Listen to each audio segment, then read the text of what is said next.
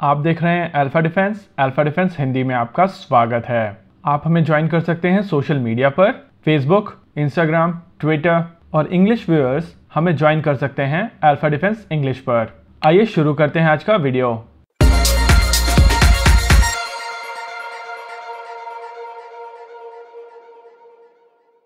आज के इस वीडियो में हम लोग बात करेंगे supersonic missile assisted release of torpedo के बारे में, यानी कि स्मार्ट के बारे में। आज इस वेपन का डीआरडीओ ने सफल परीक्षण किया है।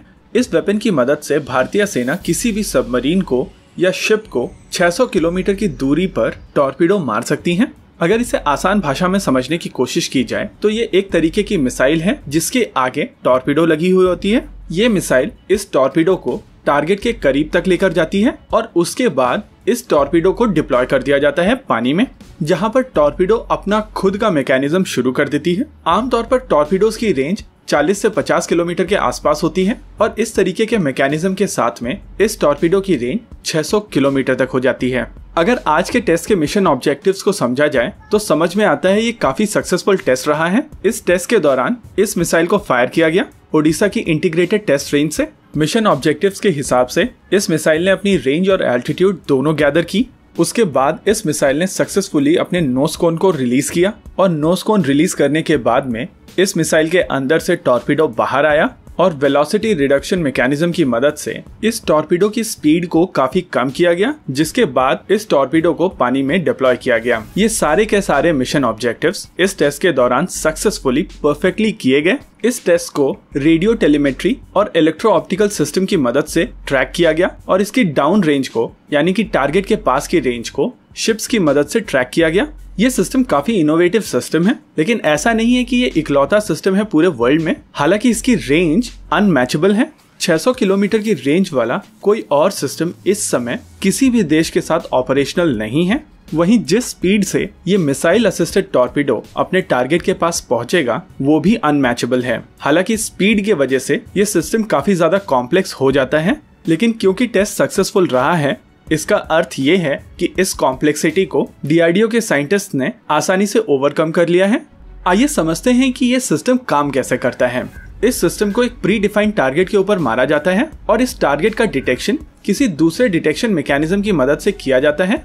ये डिटेक्शन मैकेनिज्म हो सकती है P8I या और कोई सबमरीन डिटेक्शन सिस्टम, और टारगेट के कोऑर्डिनेट्स इस मिसाइल असिस्टेड टॉर्पीडो को दे दिए जाते हैं। एक बार टारगेट के कोऑर्डिनेट्स जब इस सिस्टम को मिल जाते हैं तो ये सिस्टम अपने इनर्शियल नेविगेशन की मदद से टारगेट की ओर चल देता है। शुरुआत में ये सिस्टम आर्म बैलिस्टिक मिसाइल की तरह बूस्ट करता है और उसके बाद इसका बूस्टर मैकेनिज्म इससे सेपरेट हो जाती है। उसके बाद ये मिसाइल सस्टेनर की मदद से अपने टारगेट के पास पहुंचती है। जब ये मिसाइल टारगेट के आसपास पहुंच जाती है तब इस मिसाइल का नोज कोन अलग हो जाता है और इसके अंदर से टॉर्पीडो बाहर आती है। क्योंकि इस समय ये मिसाइल काफी ज्यादा तेज होती है और अगर इसी स्पीड से टॉर्पीडो पानी में गिरती है तो ये टॉर्पीडो बुरी तरीके से टूट जाएगी। इस वजह से जरूरी होता है कि इस टॉर्पीडो की स्पीड को काफी हद तक कम किया जाए, और जिस मैकेनिज्म की मदद से इस टॉर्पीडो की स्पीड को कम किया जाता है उस मैकेनिज्म को कहते हैं वेलोसिटी रिडक्शन मैकेनिज्म।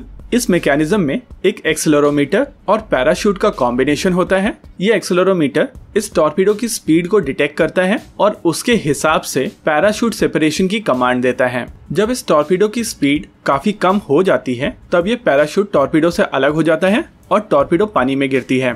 पानी में गिरने के बाद टॉर्पीडो अपना सर्च रन शुरू करती है और जैसे ही टारगेट मिलता है ये टॉर्पीडो इस टारगेट को न्यूट्रलाइज कर देती है। माना जा रहा है कि इस टॉर्पीडो को लॉन्च करने के लिए जो मिसाइल यूज की गई है वो शौर्य मिसाइल का एक वेरिएंट है और इसी मिसाइल सिस्टम के ऊपर कोन रिमूवल और वेलोसिटी रिडक्शन मैकेनिज्म लगाई गई है। और ये एक बेहतरीन एग्जाम्पल है कि एग्जिस्टिंग सिस्टम्स की मदद से नए सिस्टम्स कितनी जल्दी बन सकते हैं।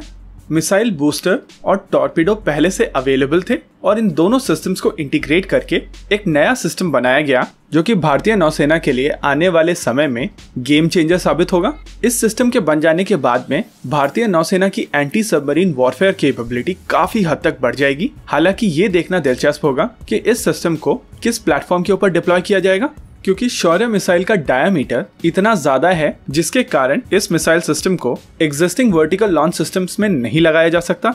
यानी कि या तो इस सिस्टम की कोस्टल बैटरीज बनाई जाएंगी और या फिर इस सिस्टम को उस तरीके से डिप्लॉय किया जाएगा जिस तरीके से इंडियन नेवी के लिए पृथ्वी मिसाइल को डिप्लॉय किया जाता है। इंडियन नेवी की पृथ्वी मिसाइल को धनुष कहा जाता है और ये सिंगल लॉन्चर की मदद से बड़े शिप्स से डिप्लॉय की जाती है। जैसा कि अभी आप अपनी स्क्रीन पर देख रहे हैं, इस तरीके से पृथ्वी मिसाइल को लॉन्च किया जाता है। हालांकि इस चीज के काफी ज्यादा चांसेस हैं कि आने वाले समय में जिस बूस्टर के साथ में इस मिसाइल को लॉन्च किया जाए उसका डायमीटर कम हो, लेकिन ये देखना दिलचस्प होगा कि क्या उस डायमीटर को इतना ज्यादा कम किया जा सकता है कि उनको एग्जिस्टिंग वर्टिकल लॉन्च सिस्टम की मदद से लॉन्च किया जा सके। इस वीडियो में रखते हैं केवल इतना ही। आपको क्या लगता है बताइए हमें कमेंट सेक्शन में। आगे आप कौन सा वीडियो देखना चाहते हैं बताइए हमें कमेंट सेक्शन में। वीडियो को अंत तक देखने के लिए धन्यवाद। अगर आपको वीडियो पसंद आया हो तो आप इसे अपने दोस्तों के साथ जरूर शेयर करें, और अगर नहीं पसंद आया तो बताइए हमें कमेंट सेक्शन में आखिर क्यों। देखते रहिए अल्फा डिफेंस। धन्यवाद। जय हिंद।